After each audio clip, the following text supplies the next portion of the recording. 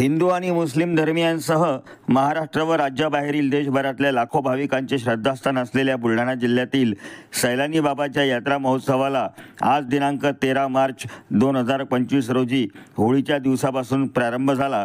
यात्रेच्या पहिल्याच दिवशी सैलानी दर्गा परिसरातल्या मैदानावर लाखो नारळांची विशाल होळी पेटवण्यात आली। यंदाचे या यात्रेचे हे 118वे वर्ष असून या नारळाच्या होळीचा देखील 118 वर्षांची परंपरा लाभली आहे।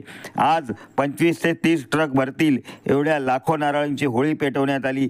या होळीसाठी 2 दिवसांपासून भाविकांनी मोठ्या संख्येने सैलानी दर्गा परिसरात गर्दी केली होती। दुर्धर शारीरिक व्याधी आणि मानसिक आजारांनी ग्रस्त असलेले लाखो भाविक या आजारामधून आपली सुटका व्हावी याकरता देशाच्या कानाकोपऱ्यातून मोठ्या संख्येने सैलानी बाबाच्या दर्शनासाठी दर्ग्याला येत असतात।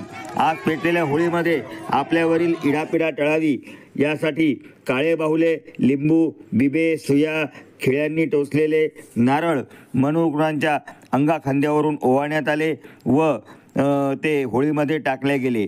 उद्या या होळीतील राख अंगारा म्हणून कपाळी आणि अंगाला लावली जाते। यासाठी प्रचंड संख्येने भाविकांनी आज गर्दी केली होती। या लाखोच्या गर्दीमध्ये कुठल्याही प्रकारचा अनुचित प्रकार घडू नये, तसेच चेंगराचेंगरी होऊ नये, कायदा व सुव्यवस्था अबाधित राहावी याकरता रायपूर पोलीस स्टेशनच्या वतीने होळीच्या भोवती चोख पोलीस बंदोबस्त करण्यात आला होता। तसेच संपूर्ण यात्रेत जागोजागी पोलीस बंदोबस्त तैनात करण्यात आला आहे। दर्गा परिसरात तात्पुरती पोलीस छावणी देखील उभारण्यात आली असून राज्य परिवहन महामंडळाने तात्पुरती बस स्थानके उभारली आहेत। विविध आगारातून सैलानी येथे विशेष बस गाड्या सोडण्याचे नियोजन देखील करण्यात आले आहे। दिगंबर शेलगाव दोन्ही वाट बघत आहे, त्या ठिकाणी बसलेले आहे।